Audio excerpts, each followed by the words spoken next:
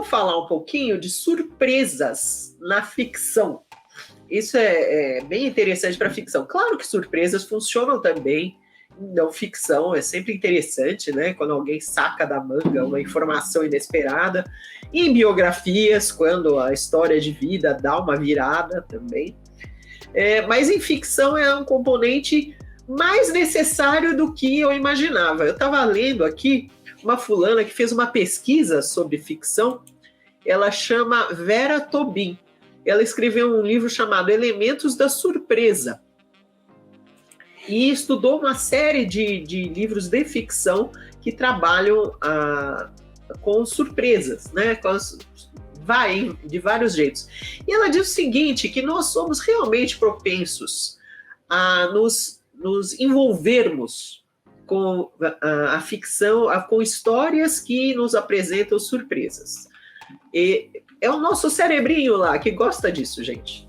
Nós temos um prazer imenso. Claro que essa obra levanta um monte de informações científicas sobre como o cérebro funciona tal, e como a gente se encanta e como a gente se deixa enganar pela ficção. É bem interessante, tá? Eu vou dar uma ou duas dicas que vêm desse livro, que vem da pesquisa que ela levantou. Mas é assim, primeiro eu queria dizer, colocar surpresas na sua história não é apenas algo para escrever bem, é algo para escrever bem, mas é algo que é humano, as pessoas gostam. Então, a chance de uma história ficar na cabeça de alguém, se ela contém um elemento de surpresa, aumenta muito. As pessoas adoram surpresas. Não é verdade, Sidney? Você não lê tanta ficção, né? Você lê mais não ficção, mas você assiste bastante filme, né? Você lembra de algum filme que você tenha ficado, nossa, que foi isso? Uou! Olha, um filme que me encheu de surpresas, é antigão e é um clássico, né? E é o do Schwarzenegger lá no Exterminador do Futuro. Aquele lá tinha muitas surpresas, uma atrás da outra. Mas você lembra de alguma? Naquele momento em que você pensa que tudo... aquela hora que ele sai lá do nada, quando você pensa que todo mundo morreu. Aquele clássico de Hollywood, né? Quando você pensa que o vilão foi pro saco, sim, o vilão sai do nada, tipo, já tá caminhando não pro final, morreu. De repente vê aquele sustão assim, o ataque final. Não morreu. Exatamente, sim. Essa é uma boa surpresa, né? Quando a pessoa não morreu, tão morrida assim. Eu me lembro de um filme argentino, puxa, não sei o que, eu não me lembro agora como ele chama, que tá todo mundo a bordo de um avião, eu não sei se você viu esse, e que as pessoas começam a conversar dentro do avião, e elas descobrem que tem algumas coincidências, que eles são do mesmo lugar, ou que eles, sei lá, se cruzaram, e eles vão conversando, e ao longo do filme vai inclusive aumentando o suspense. É um filme genial, absolutamente. Eles vão descobrindo que eles têm uma pessoa em comum, e essa pessoa em comum está exercitando uma vingança. E esse filme, esse avião é usado para uma vingança incrível. É uma surpresa, você fica assim, gente, eu não tô acreditando no que eu tô ouvindo. O cara conseguiu botar todo mundo que ele detesta a bordo de um avião e aí jogar o avião em cima de gente que ele detesta. Fantástico, é um filme que já tem alguns anos. Mas... Um outro filme que também é um filme de surpresas é o próprio Clube da Luta. Você lembra dele? Sim, fantástico. A revelação final, né? Aqui vem spoiler, né? A revelação final de que é apenas um cara, né? Ele tem duas personalidades, mas é um cara.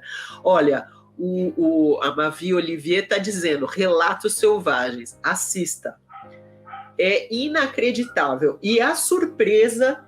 Eu contei um pouco dela, mas eu não contei tudo, tá? Mas vale, porque esse é um filme que usa uma boa característica de uma surpresa bem construída na ficção, que é você aguenta ver uma segunda vez. Na primeira vez, você leva um susto. Você fica, meu Deus, como pode ser isso aqui? Como é que alguém fez isso? Esse Relato Selvagem, você acaba o filme e diz, não é possível. O Clube da Luta também é isso. Também, você fica assim, caramba. Mas, quando é bem construído, você aguenta assistir de novo e acha interessante. Por quê? Uma das características da surpresa bem colocada na ficção é que ela encaixa bem com aquilo que foi dado na história. Então, você mesmo sabendo que vai acontecer aquilo, você assiste e diz, olha só, a dica foi dada aqui, foi dada ali, e é consistente. Então, a boa surpresa, ela tem como que uns fios sutis, umas dicas sutis que são dadas ao longo da história, e quando ela brota, a pessoa fica, nossa, eu estou surpresa, mas é consistente com a história. Então dá para você assistir de novo e dizer, é o Clube da Luta. Se você assistir o Clube da Luta inteirinho de novo, ou ler o livro também tem ele. E aí você começa a perceber onde que o cara jogou as diquinhas.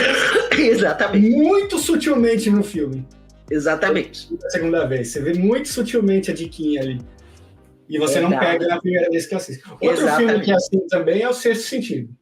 Isso, ele é classicaço de uma surpresa bem colocada, né? Sim. Então, primeira dica tem que ser muito consistente com a história. A surpresa não pode vir do absoluto nada, né? E a segunda característica, né? Para ser bem impactante, né? A surpresa, além de ser bem colocada na história, ela tem que acrescentar, ela tem que trazer algo mais interessante do que seria a história sem a surpresa. Então, você não pode assim surpreender o leitor, ou no caso do filme, o espectador, né, ou com algo xoxo. Então, você tem que vir com uma revelação, com um desdobramento que seja mais do que era, tá?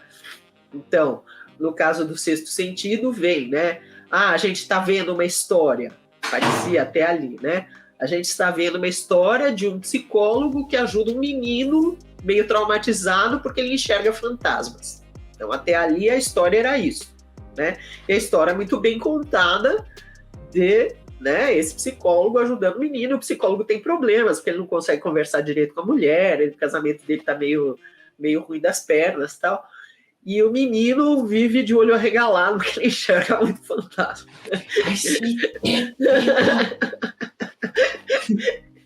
E a grande revelação no final, extremamente consistente com o que acontece até ali, é que o psicólogo ele também o fantasma, ou seja, ele já morreu e o menino o está enxergando.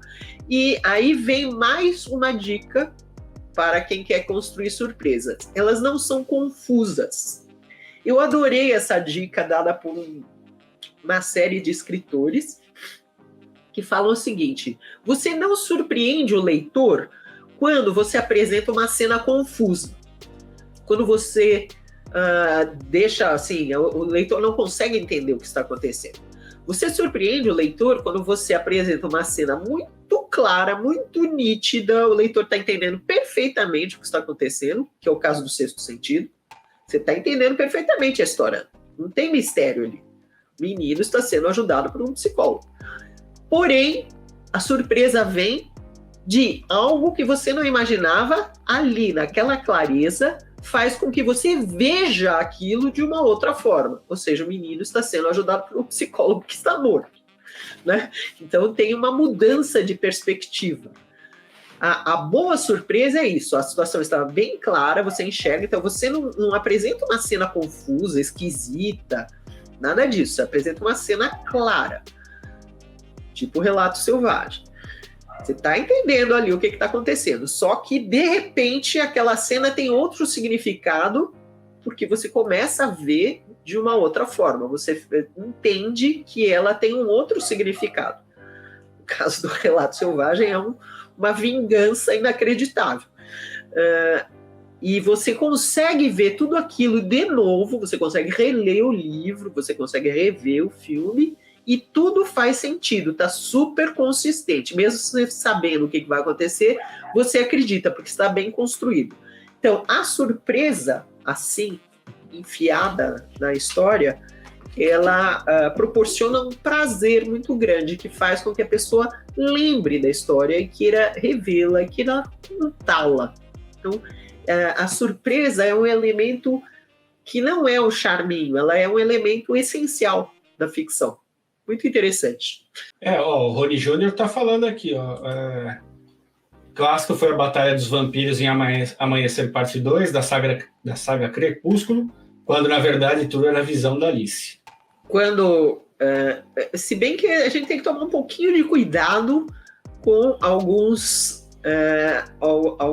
clichês de surpresa, tá? Ser tudo um sonho, ser tudo imaginação, é um clichê meio ruim de usar. Pode ter funcionado nesse filme, mas não é algo que você deva usar frequentemente, tá? Porque isso é daquelas coisas, é a surpresa que entrega menos ao leitor. Então tá rolando aquela aventura toda, aquele drama todo, aí vem a surpresa, nada disso é real. Isso foi um sonho. Isso é muito ruim. O leitor broxante?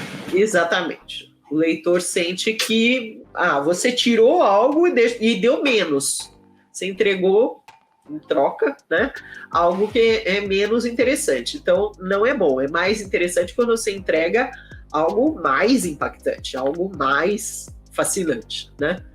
Olha lá, o Thiago Genick, o filme Bala de Prata, quando descobrimos que o lobisomem é o padre. A troca de identidades é uma surpresa clássica, né? Ela tem que ser feita de um jeito habilidoso, para você não desconfiar. Então, aí vem algumas das características de se construir, de se enganar o leitor, digamos assim. Uma das coisas que essa pesquisadora, né, dos elementos da surpresa, a Vera Tobin, uma das coisas que ela diz que eu achei fascinante, que é muito usado na ficção, e eu nunca tinha me tocado que ia ser tão usado, é o seguinte: a gente tem a tendência de, quando a gente absorve a informação, a gente esquece a fonte. Então, se alguém diz um negócio super interessante, eu retenho a informação interessante, mas eu esqueço quem disse. Então, escritores podem usar isso, e aliás, cineastas também, né? Mas escritores podem usar isso fazendo o seguinte, não o narrador não pode dizer uma mentira, a menos que seja um narrador em primeira pessoa e declaradamente pouco confiável, né? Mas se for um narrador em terceira pessoa, o narrador não pode dizer uma mentira. Ele tem que dizer o que acontece. Porém, os personagens podem falar coisas. Então, se os personagens, ao conversar entre si, apresentam uma teoria do que está acontecendo plausível, é muito provável que o leitor absorva isso como verdade. Como, na verdade, é apenas uma opinião de um personagem. E o leitor esquece, mas continua a ler a história como se aquilo fosse verdade. E depois vem a ser enganado pela verdadeira verdade, ou seja, quando aparece de fato o que aquilo significa, né? Então, colocar, e isso, um bom exemplo disso são as histórias de mistério, de investigação policial, de investigação de crime, porque sempre as pessoas comentam as suas teorias sobre o que está acontecendo. É muito comum que os personagens façam isso. É muito comum, Sherlock Holmes mesmo, o Watson vive dizendo o que ele acha, né? E o que o Watson diz não é o que de fato acontece, mas como o Watson diz, muitas vezes o leitor pensa, mesmo, pode ser, né? E fica com aquela ideia na cabeça. Isso é um jeito interessante de enganar o leitor. Ou seja, fazer os personagens virem com teorias, discussões e não sei o quê, que levam o leitor a pensar uma coisa que não é verdade.